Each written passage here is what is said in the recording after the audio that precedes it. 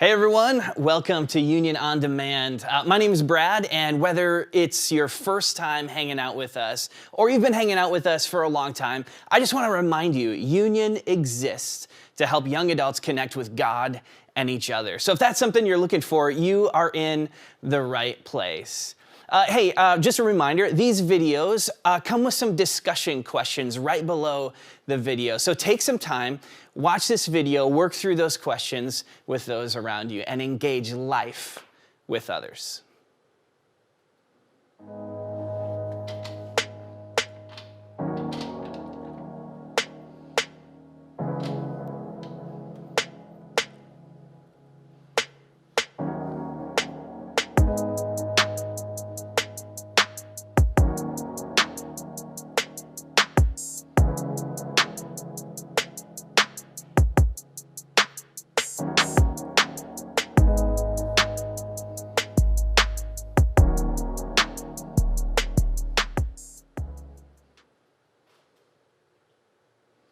Well, last night, one of my sons came into our bedroom in the middle of the night, and he woke up and he stood like this close to my wife's face until she finally woke up, which, by the way, no horror movie ever created rivals the feeling of waking up in the middle of the night and seeing a toddler staring blankly back at you. It's just totally freaky. But anyway, last night, it was my 13-year-old, and he wakes up my wife, and my wife just says, well, hey, bud, are you okay? What do you need? And he stands there for a second, and he finally says, I don't know. Like you could see the moment he went from sleepwalking to waking up and just being totally confused about why he was even in our bedroom. Have you ever done that before? And any sleepwalkers out there? I am a total sleepwalker. I remember as a kid waking up and I walked into the shower with my comforter wrapped around me, and my dad was in the bathroom and he just asked me, what are you doing? Like I was standing in the shower, and all I remember is that I had a perfectly good reason for wanting to take a shower in the middle of the night with my blanket. But I just couldn't remember what it was. Like I wanted to say it, but it just wasn't there. If you've ever had that feeling before, you'll know exactly what I'm talking about. It's crazy. If you haven't, try tonight. Do some sleepwalking. It's super fun. But here's my question. How many of us are sleepwalking when it comes to our faith? You know what you believe, but if someone were to ask you why you believe that, you would just struggle to say, you know what, I don't know. Over the next 4 weeks, we're going to look at, we're just going to work through a series, and we're going to call it Prove It. And we're gonna look at several sticking points in our faith. Why do we believe what we believe? And if we believe that, do we have like solid evidence, or is it just this blind leap of faith? Here's why I think this teaching is important. If you're on the fence about your faith, these are questions that you need answers to. You're not going to take another step forward in your faith if you can't trust that what you believe is true and that it matters. If you're committed to your faith, these are just important reminders that what you believe is based on fact and research and history and archaeology and high levels of scholarly work. And if your faith has become old and dusty, I believe that when we take a closer look at these things, it will reignite energy and passion into your faith. So, part one of our series is all about this, the Bible. We're going to take a glance at 3 different aspects of the authenticity of the Bible. And when I say glance, I mean we're going to breeze through these. If you wanted to, you could go to school and you could get your PhD in each of these areas. So really, we are just going to be scratching the surface of these topics. And part one of our conversation today is called manuscripts. The manuscripts. This might be news to you. Like, you might not know this, but we do not have any original letters of anything written in ancient history. Did you know that? Like nothing original. When Paul writes to the churches in our New Testament, we do not have the original letter that Paul wrote. When Aristotle or Caesar or Sophocles or Plato, when they wrote any of their writings, we don't have the original copies. They've all been lost to history. And all we have today is what scholars call manuscripts or copies. And there's this test that every ancient manuscript has to go through in order to see how accurate and reliable it is. It's called the lower textual criticism test or the bibliographical test. And it basically just measures two things. One, how many copies of this work of literature do we have? And then two, how close can these copies be dated to when the original was actually written? So let me give you an example. In school, if you ever studied the Roman Empire and their reign, you probably read from a guy named Tacitus. Tacitus was a historian, and much of what we know today about the ancient Roman Empire was pulled from what Tacitus documented. So here's what we know. Tacitus lived, and he wrote in about 110 AD. The earliest manuscripts that we have of his writings, the copies that we have now, are dated to about 850 AD, or roughly about 750 years after he originally wrote. And we have 36 copies, 36 manuscripts of his writings. Like, this is gold. This is huge. No one debates whether or not Tacitus is an accurate or reliable source. No one debates whether or not he lived and he actually wrote these things down. According to scholars, this is hard evidence, and this is taken as fact. So take a look at your screen. Let's take a look at a few others here. You see our boy Tacitus, he's right on the top.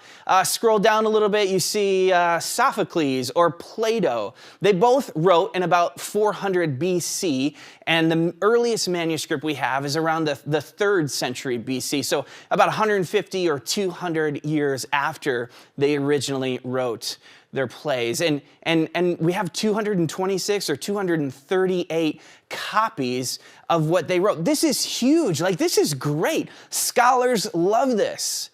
If you go all the way down to the bottom, you'll see the last one is Homer's Iliad. You've probably heard of that. You may have studied that in school as well. It was written about 800 BC, and our earliest manuscript is 415 BC, or roughly 400 years after it was originally written. And we have, check this out, we have 1,900 copies, 1,900 manuscripts of Homer's Iliad. Like, nobody questions this. This was real, and this is huge. But look at the New Testament, the very bottom of your screen. New Testament, earliest manuscript, 125 AD. It's about 30 years after the New Testament was written. And we have 5,856 copies, 56 manuscripts. This is crazy. All historical scholars, Christian and non-Christian, all scholars who study ancient texts universally believe two things about the Bible. It is the most accurate and it is the most reliable text ever written. Boom. Like, no one debates that. Nobody debates that. Okay, so I'll just say one last thing about this first point. How many of you have read this book right here, Harry Potter, book 1? This book, if you've read it, it was published 24 years ago. I love this book. I've read it to my kids. We've all seen the movie. But if you know anything about the book, the thing that really got to me, the thing that just really made me sad about this book, I just wish that Hagrid had lived. Like, they killed him off in the first book. He was my favorite character. He was this big oaf that had this huge heart, and I loved him. And I'm so sad that the dude had to die. No, hold up. Like, if I said that, you would say I was crazy, right? Hagrid doesn't die. Like he's one of the main characters in all 7 of the books. You guys would all stand up and you would call me out on this. You would say, no way, dude, you are wrong. That's not the way it happened. The oldest manuscripts of our New Testament that we have are only 30 years old. In fact, that's a really conservative estimate. Some scholars, a lot of scholars, would actually lean closer towards 10 years. But let's just say 30 years. It's about how old Harry Potter book 1 is, 24 years ago. If someone got up and they started reading the manuscript of the New Testament, that means that there's a good chance that someone in the crowd could have corrected anything that was inaccurate, right? I mean, if someone got up and they started reading about the time that Jesus healed a guy who was paralyzed, someone could pipe up and say, oh, yeah, hey, you know what? That story is totally made up. You know what? That dude, he's my brother. That story is so not true. He lives in Galilee. He still lives there today, and he is definitely still paralyzed. That whole Jesus thing, that was all made up. You know what? Here's his number. Feel free to give him a call. He loves to talk about it. You can confirm it with him. The whole thing is made up. You've got your facts all wrong. But no one does. No one corrects it. No one adjusts it. No one changes any of the stories in our New Testament. Why does this matter? When you pick up your Bible and you read the words that say that God is rich in mercy and that he loves us so deeply that even when we look at him and we spit in his face, he still gives us grace and he makes us alive in Jesus. Or you read something like, anyone who trusts in Jesus is made brand new. Like you can walk into your future with boldness because your regrets, they're gone. Your regrets have died. You are a new creation. Or you read that nothing can separate you from the love of God. Nothing, not your past, not your present, not your future, no angels or demons. There's nothing big enough or small enough or powerful enough in all of creation that could separate you from the love that God has for you. When you read those words, do they matter more? Do they matter more knowing that every scholar on the face of the planet believes that those words are accurately and reliably recorded? Does it matter more?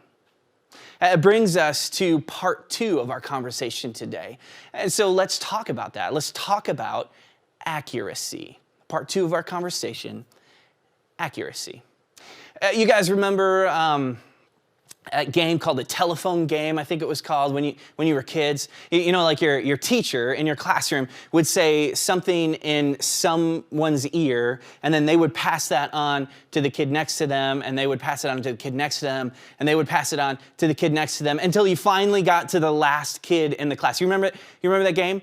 I think if they played it today, it would be called, like, let's infect everyone in the classroom with COVID. Anyway, inevitably, the teacher would say something totally normal.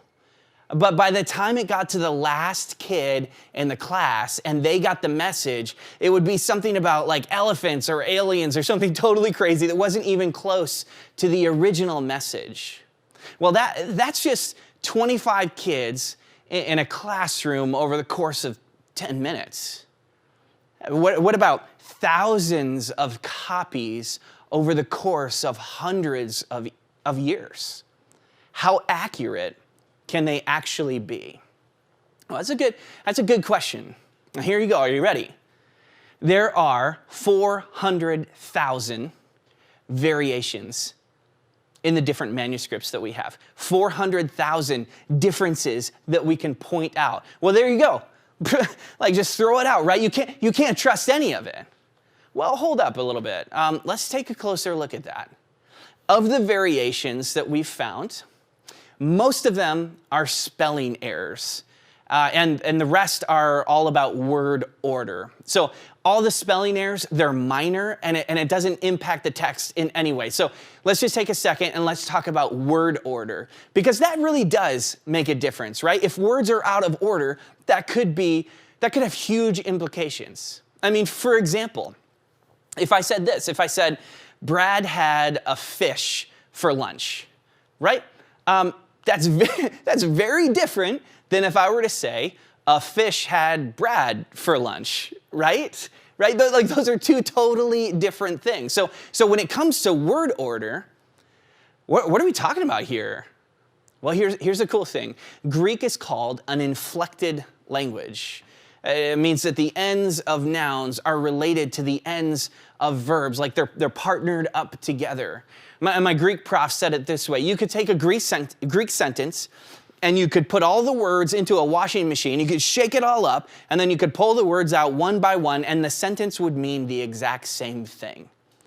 So if some of the words are switched around, technically, is that a difference? Is that a variation? Yeah. Does it change anything? No, not at all. So how do we have thousands of identical copies of the Bible? Well, this has to do with a ton of rules that scribes had who would make these copies. You can totally research this and look into it. It was a full-time job, and they took it super seriously. So seriously that if anyone made a tiny mistake in one little letter of the copy, they would take the whole thing and they would burn it.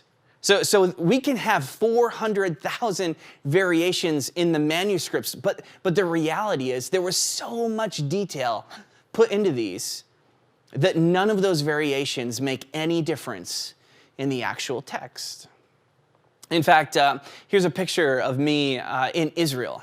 I'm in the southern portion of Israel. Technically, it's an area called the West Bank, and I'm in an area called Qumran. If you just look over my shoulder, you'll see a little cave in the rocks. In 1947, some shepherd boys, they were playing outside and they were throwing some rocks, and they threw one up into this cave. They were trying to find their goat, and they thought if they threw it up in there, they'd hear if their goat was in there. But instead, they heard this weird sound. It sounded like pottery was shattering. And so they climbed up to see what it was. And scholars ended up finding the Qumran Scrolls, or what we call the Dead Sea Scrolls, which include every book in the Old Testament in their entirety, with the exception of the book of Esther. In fact, one of the scrolls was 32 feet long and included every word of the book of Isaiah. And guess what? These scrolls were 1,000 years older than any of the other manuscripts that we had discovered, and they matched. The oldest and the newest scrolls, written 1,000 years apart, were perfectly identical. It's fair to say that the Bible is the most accurately transcribed book of all time. So, as we're talking about caves, as we're talking about scrolls, let's move on to our last part for today, and this is called archaeology. Part 3, archaeology. Basically, this is a form of textual criticism that says that does the Bible talk about real places where real things happen? And to boil it down, archaeologists have attempted to prove that the Bible is either right or wrong. For example, from the book of Luke alone, Luke describes 32 different countries and 52 cities and 9 different islands. And of the ones that he lists, guess what? They're all real. They all exist, and they all have historical records that match what Luke describes in his book.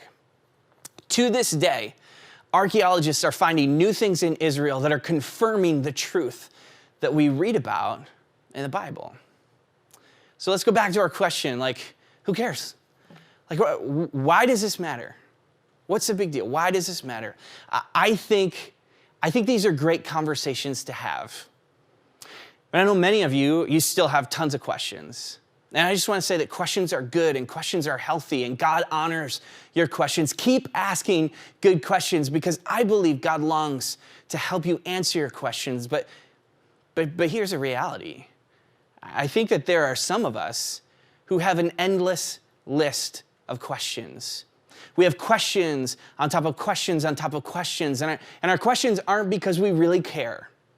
Our questions are a barrier that prevents us from addressing the real heart of what we're wondering, and that's this. If this is true, then what does it mean for me? If this is true, what does it mean for me? And ultimately, I think that's the best question that we're going to wrestle down over the course of this series. If the Bible is truly the work of God, and if it's his message to us, it changes everything. It changes everything. We need to take it seriously. We need to read it and let it shape our lives. We need to let it guide us and have a voice into our hearts and into our minds. We need to lean into it and trust it when we're confused or heartbroken. Hebrews says that this book is alive and that it has the power to do surgery on our hearts. And if that's true, this is dangerous, and it's going to cost us something. You'll need to trust in areas where it's hard to trust. You'll need to love when all you want to do is hate. You'll need to be patient when all you want to do is rush. And learn to be humble when you want to be proud, and share when all you want to do is spend or save. Every week throughout this series, we're going to give you some proof to back up your faith. But I believe the real challenge isn't belief. It's trusting that the cost of our belief really is worth it. So we'll catch you right here next week for part 2. We'll see you then.